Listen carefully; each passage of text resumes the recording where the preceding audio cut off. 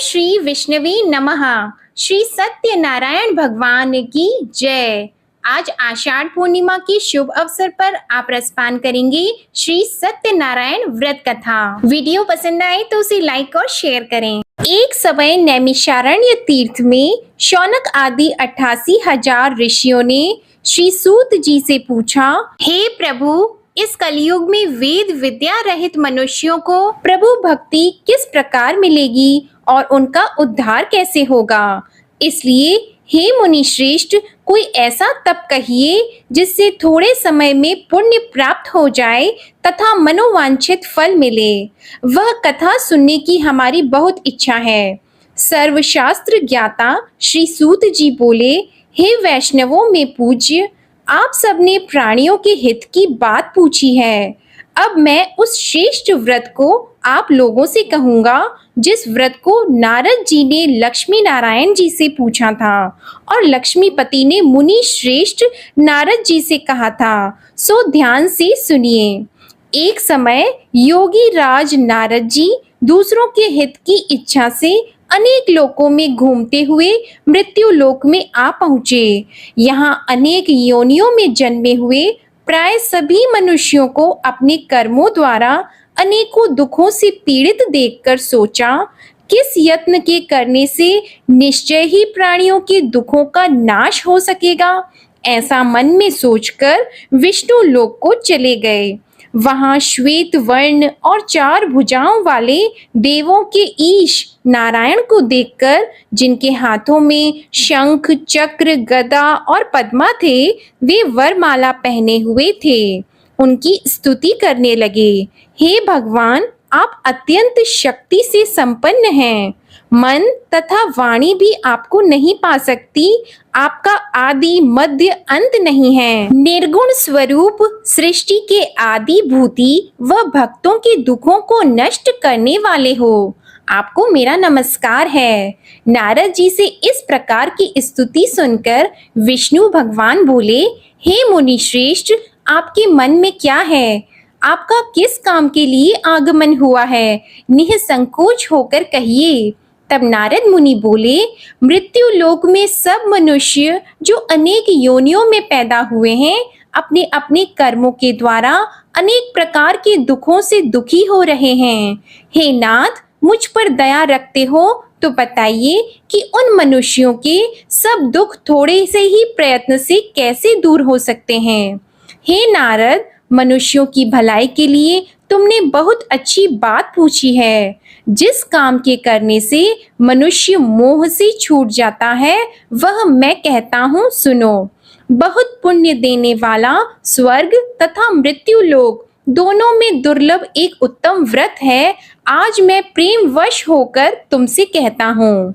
सत्यनारायण का यह व्रत अच्छी तरह विधि पूर्वक करने से मनुष्य आयु पर्यंत यहाँ सुख भोग कर मरने पर मोक्ष को प्राप्त होता है। श्री भगवान के वचन सुनकर नारद मुनि बोले कि उस व्रत का फल क्या है? क्या उस व्रत का विधान है और किसने यह व्रत किया है और किस दिन यह व्रत करना चाहिए? विस्तार से कहिए। भगवान श्री विष्णु बोले, दुख शोक आदि को दूर करने वाला, धन धान्य को बढ़ाने वाला, सौभाग्य तथा संतान को देने वाला यह व्रत सब स्थानों पर विजयी करने वाला है। भक्ति और श्रद्धा के साथ किसी भी दिन मनुष्य श्री सत्यनारायण की शाम के समय ब्राह्मणों और बंधुओं के साथ धर्म परायण होकर पूजा करे। भक्ति भाव से नैवेद्य, केले का फल, घी, दूध और गेहूं का चूर्ण सवाया ले। गेहूं के अभाव में साठी का चूर्ण, शक्कर और गुड़ ले और सब भक्षण योग्य पदार्थ जमा करा के भगवान के अर्पण कर दें तथा बंधुओं सहित ब्राह्मणों को भोजन कराएं। इसके पश्चात स्वयं भी भोजन करें। नृत्य गीत आदि का आचरण करके भगवान सत्यनारायण का स्मरण करते हुए समय व्यतीत करे। इस तरह व्रत करने पर मनुष्यों की सभी इच्छा निश्चय ही पूरी होती है। विशेषकर कली काल में भूमि पर यही मोक्ष का सरल उपाय है। इसके प्रसंग में सूत जी बोले, हे ऋषियों, जिसने पहले समय में इस व्रत को किया है उसका इतिहास कहता हूँ, ध्यान से सुनो। सुंदर काशीपुरी नगरी में एक अत्यंत निर्धन ब्राह्मण रहता था। वह भूख और प्यास से बेचैन हुआ नित्य पृथ्वी पर घूमता था। ब्राह्मणों से प्रेम करने वाले भगवान ने ब्राह्मण को दुखी देखकर बूढ़े ब्राह्मण का रूप धर के उसके पास जाकर आदर के साथ पूछा, हे विप्र, नित्य दुखी हुआ पृथ्वी पर क्यों घूमते हो? हे श्रेष्ठ ब्राह्मण, यह सब मुझसे कहो, मैं सुनना चाहता हूँ। ब्राह्मण बोला, मैं निर्धन ब्राह्मण हूँ, भिक्षा के लिए पृथ्वी पर फिरता हूँ।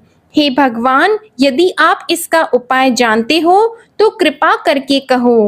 वृद्ध ब्राह्मण बोला कि सत्यनारायण भगवान मनवांछित फल देने वाले हैं, इसलिए हे ब्राह्मण, तू उनका पूजन कर, जिसके करने से मनुष्य सब दुखों से मुक्त होता है। ब्राह्मण को व्रत का सारा विधान बताकर बूढ़े ब्राह्मण का रूप धारण करने वाले सत्यनारायण भगवान अंतर्ध्यान हो गए। जिस व्रत को वृद्ध ब्राह्मण ने बताया है मैं उसको करूंगा, यह निश्चय करने पर उसे रात में नींद भी नहीं आई। वह सवेरे उठकर सत्यनारायण के व्रत का निश्चय करके भिक्षा के लिए चला गया। उस दिन उसको भिक्षा में बहुत धन मिला, जिससे बंधु बांधवों के साथ उसने सत्यनारायण जी का व्रत किया। इसके करने से वह ब्राह्मण सब दुखों से छूटकर अनेक प्रकार की संपत्तियों से युक्त हो गया। उस समय से वह ब्राह्मण हर मास व्रत करने लगा। इस तरह सत्यनारायण भगवान के व्रत को जो करेगा वह सब पापों से छूटकर मोक्ष को प्राप्त होगा। आगे जो पृथ्वी पर सत्यनारायण का व्रत करेगा वह मनुष्य सब दुखों से छूट जाएगा। सूत जी ऋषियों से बोले कि इस तरह नारद जी ने नारायण का कहा हुआ यह व्रत मैंने तुमसे कहा। हे विप्रो, मैं अब और क्या कहूँ? तब ऋषि बोले, हे मुनीश्वर, संसार में इस ब्राह्मण से सुनकर किस किस ने इस व्रत को किया हम वह सब भी सुनना चाहते हैं। इसके लिए हमारे मन में बहुत श्रद्धा है। सूत जी बोले, हे मुनियों, जिस जिसने इस व्रत को किया है वह सब सुनो। एक समय एक ब्राह्मण धन और ऐश्वर्य के अनुसार बंधु बांधवों के साथ व्रत करने को तैयार हुआ। उसी समय एक लकड़ी बेचने वाला बूढ़ा आदमी आया और बाहर लकड़ियों को रखकर ब्राह्मण के मकान में गया। प्यास से दुखी लकड़हारा उनको व्रत करते देखकर ब्राह्मण को नमस्कार करके कहने लगा कि आप यह क्या कर रहे हैं और इसके करने से क्या फल मिलता है, कृपा करके मुझसे कहिए। ब्राह्मण ने कहा, सब मनोकामनाओं को पूरा करने वाला यह सत्यनारायण भगवान का व्रत है। इसकी ही कृपा से मेरे यहाँ धन धान्य आदि की वृद्धि हुई है। ब्राह्मण से इस व्रत के बारे में जानकर लकड़हारा बहुत प्रसन्न हुआ। चरण अमृत लेकर और प्रसाद खाने के बाद अपने घर को गया। लकड़हारे ने अपने मन में इस प्रकार का संकल्प किया कि आज गांव में लकड़ी बेचने से जो धन मिलेगा उसी से सत्यनारायण देव का उत्तम व्रत करूंगा। यह मन में विचार करके वह बूढ़ा आदमी लकड़ियां अपने सिर पर रखकर जिस नगर में धनवान लोग रहते थे वह ऐसे सुंदर नगर में गया। उस दिन वहां पर उसे उन लकड़ियों का दाम पहले दिनों से चौगुना मिला। तब वह बूढ़ा लकड़हारा दाम लेकर और अति प्रसन्न होकर पक्के केले की फली, शक्कर, घी, दूध, दही और गेहूं का चूर्ण इत्यादि सत्यनारायण भगवान के व्रत की कुल सामग्रियों को लेकर अपने घर गया। फिर उसने अपने भाइयों को बुलाकर विधि के साथ भगवान जी का पूजन और व्रत किया। उस व्रत के प्रभाव से वह बूढ़ा लकड़हारा धन पुत्र आदि से युक्त हुआ और संसार के समस्त सुख भोग कर वैकुंठ को चला गया। श्री सूत जी बोलते हैं कि हे श्रेष्ठ मुनियों, अब आगे की कथा कहता हूँ, सुनो। पहले समय में उल्का मुख नाम का एक बुद्धिमान राजा था। वह सत्य वक्ता और जितेंद्रिय था। प्रतिदिन देव स्थानों पर जाता तथा गरीबों को धन देकर उनके कष्ट दूर करता था। उसकी पत्नी कमल की समान मुख वाली और सती साध्वी थी। भद्रशीला नदी के तट पर उन दोनों ने श्री सत्यनारायण भगवान का व्रत किया। उस समय में वहां एक साधु वैश्य आया। उसके पास व्यापार के लिए बहुत सा धन था। वह नाव को किनारे पर ठहराकर राजा के पास आ गया और राजा को व्रत करते हुए देखकर विनय के साथ पूछने लगा, हे राजन, भक्ति युक्त चित्त से यह आप क्या कर रहे हैं? मेरी सुनने की इच्छा है, सो आप यह मुझे बताइए।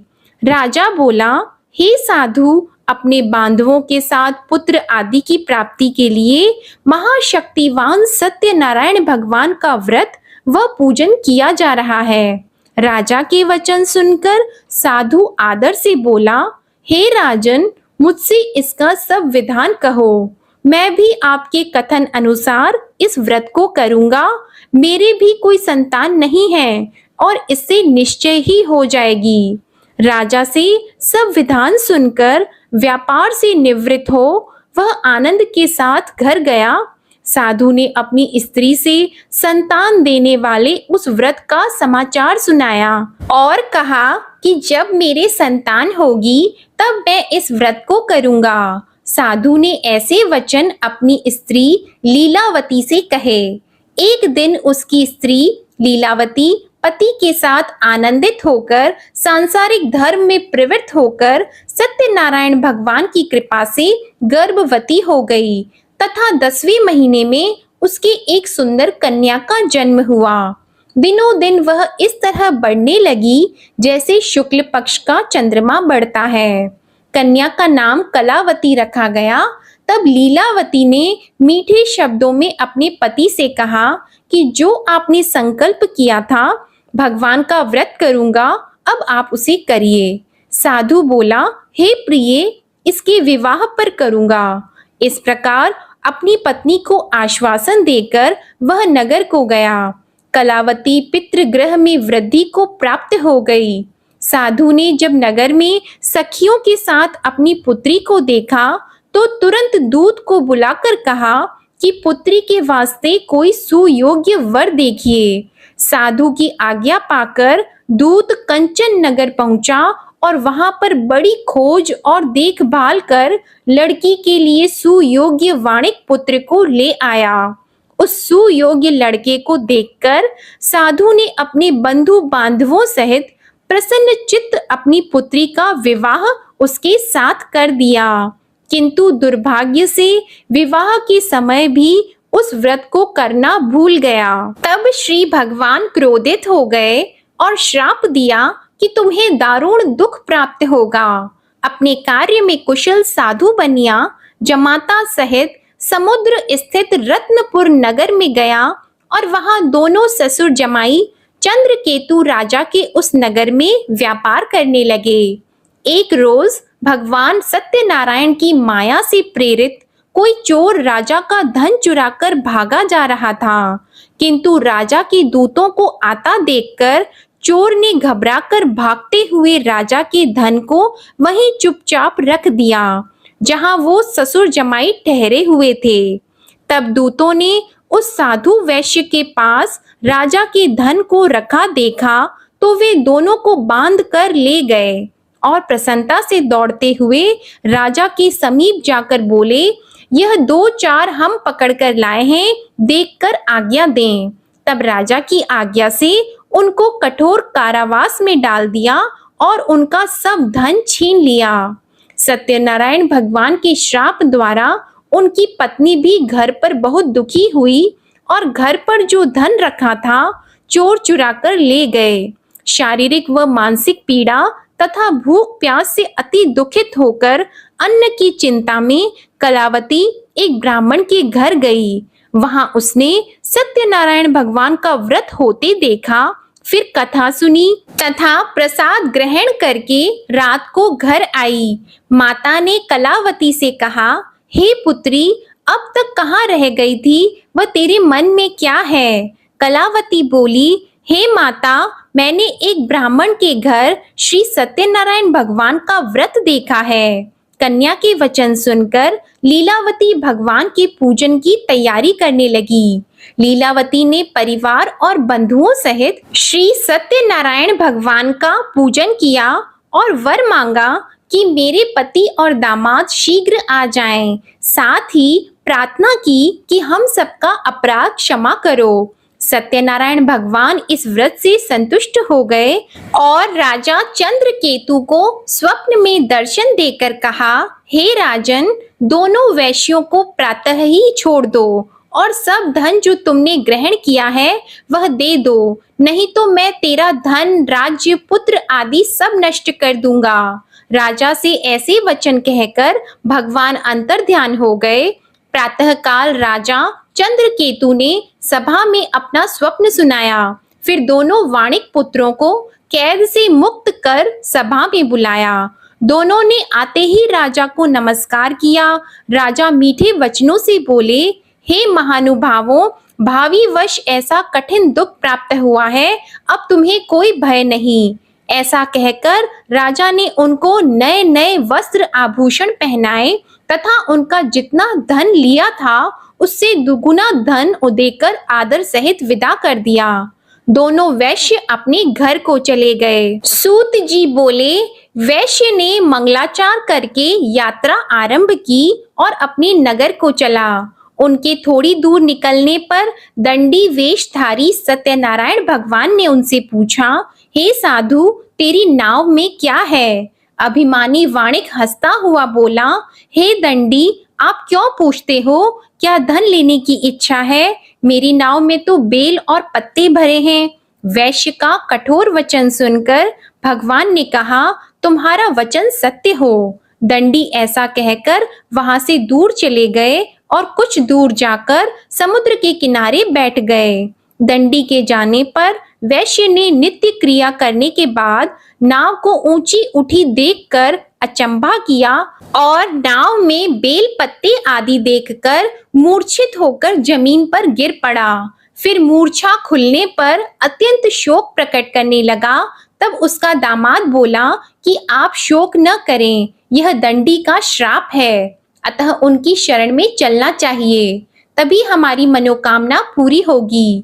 दामाद के वचन सुनकर वह दंडी के पास पहुंचा और अत्यंत भक्ति भाव से नमस्कार करके बोला, मैंने जो आपसे असत्य वचन कहे थे उनको क्षमा करो। ऐसा कहकर महान शोकातुर होकर रोने लगा।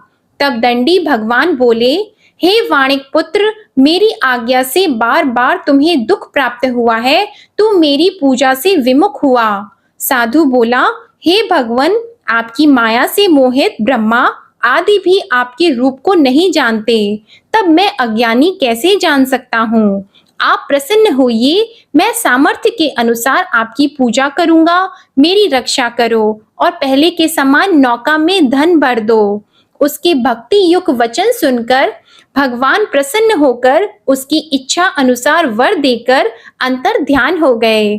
तब उन्होंने नाव पर आकर देखा कि नाव धन से परिपूर्ण है, फिर भी वह भगवान सत्यनारायण का पूजन कर साथियों सहित अपने नगर को चला।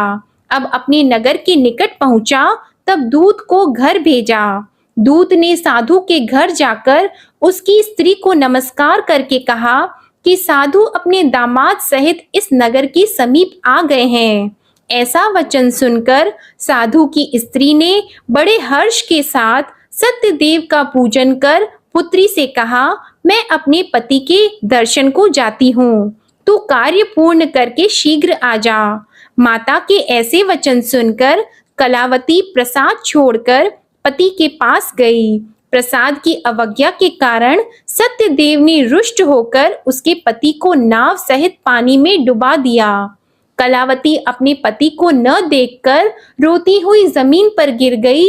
इस तरह नौका को डूबा हुआ तथा कन्या को रोता देखकर साधु दुखी होकर बोला, हे प्रभु, मुझसे या मेरे परिवार से जो भूल हुई है उसे क्षमा करो।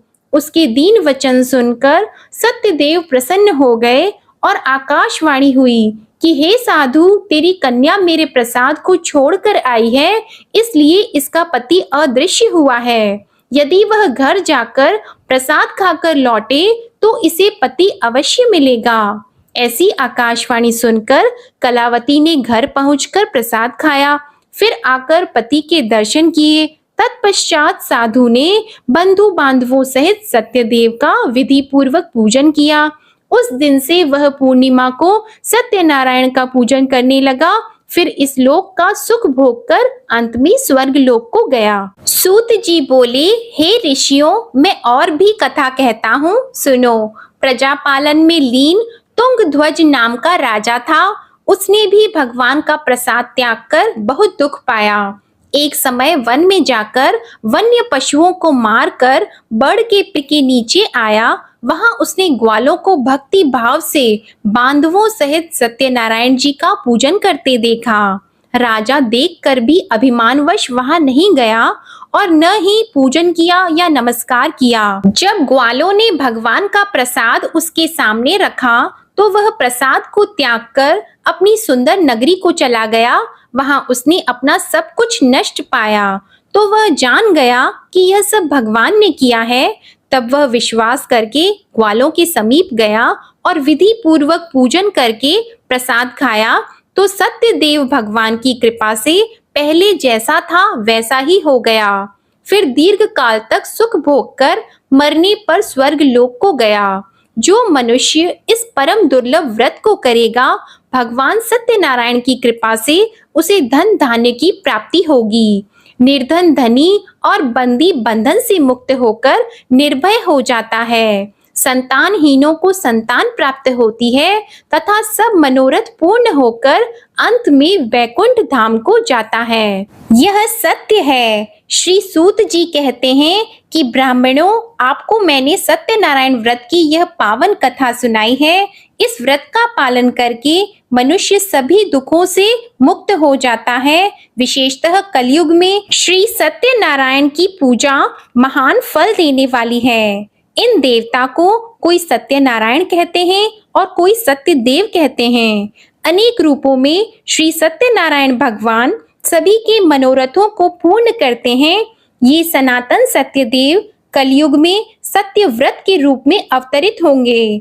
हे श्रेष्ठ मुनियों, जो मनुष्य नित्य इसका पठन व श्रवण करता है, श्री सत्यनारायण भगवान की कृपा से उसके सभी पाप नष्ट हो जाते हैं। प्रेम से बोलो श्री सत्यनारायण भगवान की जय। श्री सत्यनारायण संपूर्ण व्रत कथा समाप्त।